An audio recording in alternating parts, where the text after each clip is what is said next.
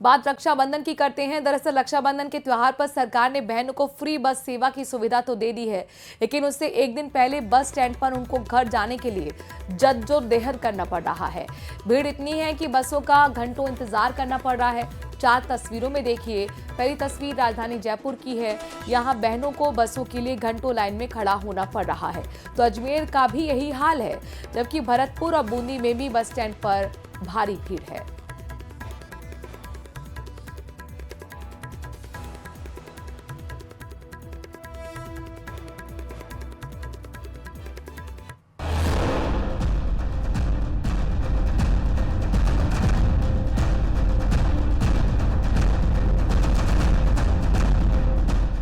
रक्षाबंधन से पहले बसों की भारी कमी, जयपुर, अजमेर और बूंदी में परेशानी, बस स्टैंड पर लगी लंबी लंबी कतारें।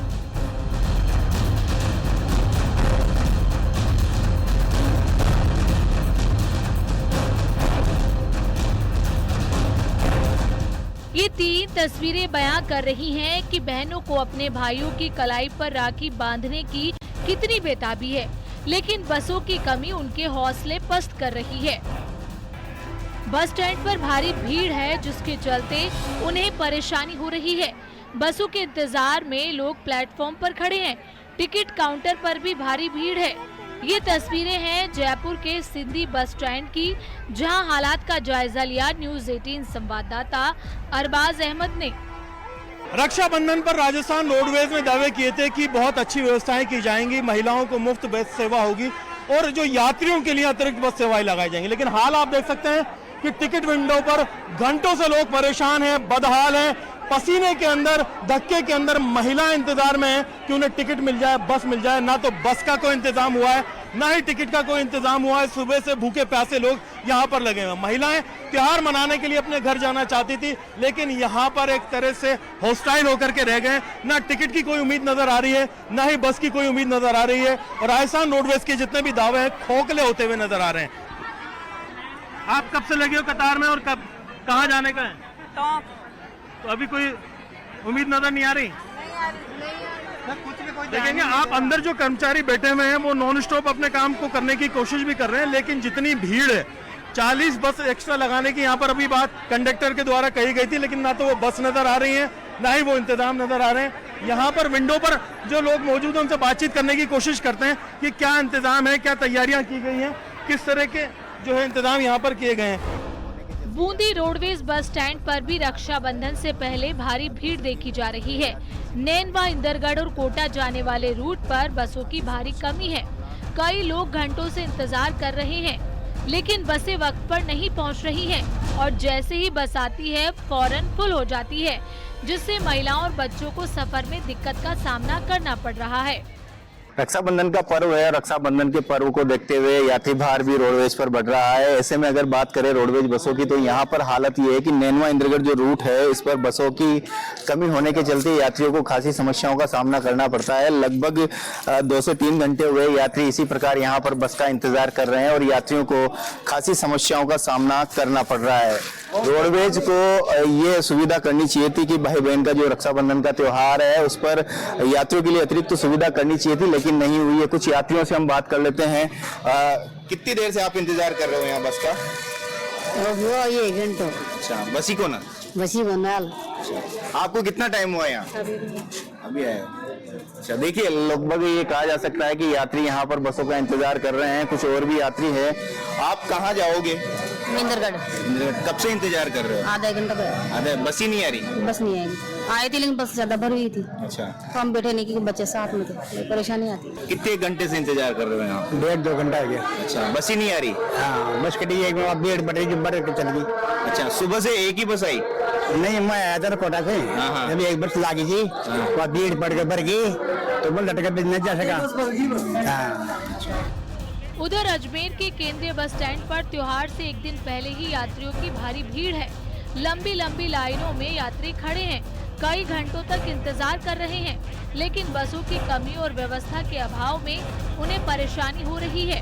भाई बहन की कोशिश है कि एक दिन पहले घर पहुंचकर वो शुभ मुहूर्त में राखी बांध सकें। कि हर बार जब रक्षाबंधन का त्यौहार आता है तो भाई और बहन दोनों ही अपने अपने घरों पर जाते हैं और ऐसे में जो यात्री है वो यात्री भार काफ़ी बढ़ जाता है और कहीं ना कहीं 10 गुना या 20 गुना तक ये जो है यात्री भार बढ़ जाता है। तो ऐसे में बसों की उपलब्धता काफ़ी कम होती है और ऐसे में सभी जगह बसों की उपलब्धता करनी होती है, इसीलिए जो है प्रबंधन भी जो है अपने हाथ खड़े कर लेता है। क्यों कहीं ना कहीं जो है ड्राइवर के और कंडक्टर के भरोसे ही जो है बस स्टैंड यहाँ पर चलाया जाता दिखता नजर आता है। आप देखेंगे ये जो कतारें हैं वो वैसी की वैसी खड़ी हैं। जब से हमने शुरू किया है टिकट से एक विंडो जो है वहाँ से गाड़ी कौन सी आएगी कौन सी नहीं आएगी कोई पता नहीं है। और जब तक गाड़ी नहीं आएगी जब तक टिकट भी यहाँ पर नहीं दिया जा रहा है। हालांकि गाड़ी आ जाए टिकट आ जाए तो दूसरी जगह चल जाए।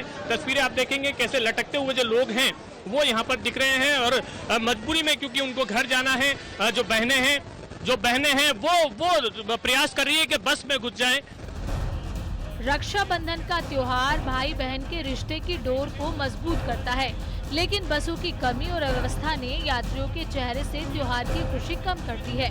आपको बता दें कि राजस्थान सरकार ने 9 और 10 अगस्त को महिलाओं के लिए बस सेवा फ्री की है, लेकिन उससे एक दिन पहले ही भारी भीड़ देखी जा रही है। जितना इंतजाम किया जाना चाहिए था रश के हिसाब से उतना इंतजाम नहीं है।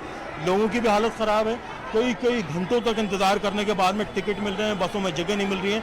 इंतजार में है कि घर कब पहुंचेंगे, त्यौहार कब मनाएंगे, किस तरह से सेलिब्रेट करेंगे। उम्मीद की जानी चाहिए सबका त्यौहार अच्छा हो, समय पर घर पहुंचे और आगे आने वाले दिनों में राजस्थान रोडवेज के लिए पहले से त्योहारों का इंतजाम करके रखे।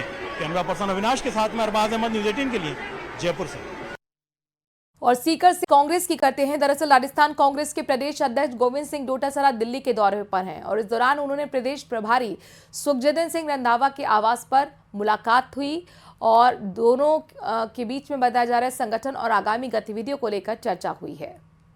तस्वीरें भी अंदर की आ गई हैं जहां पर आप देख सकते हैं आज डोटासरा दिल्ली के दौरे पर रहे हैं और प्रदेश प्रभारी हैं सुखजिंदर सिंह रंधावा, उनके आवास की तस्वीरें हैं। दोनों गुफ्तगू करते हुए बातचीत करते हुए माना जा रहा है कि संगठन को लेकर इसमें बातचीत हुई है, साथ ही आगे किस तरीके से टीम को बेहतर बढ़ाना है, पंचायत चुनाव निकाय चुनाव में जीत हासिल करनी है, इसी को लेकर चर्चा भी हो रही है। कुछ और लोग भी यहाँ पर मौजूद हैं, संभवतः कार्यकर्ता कांग्रेस से जुड़े हुए।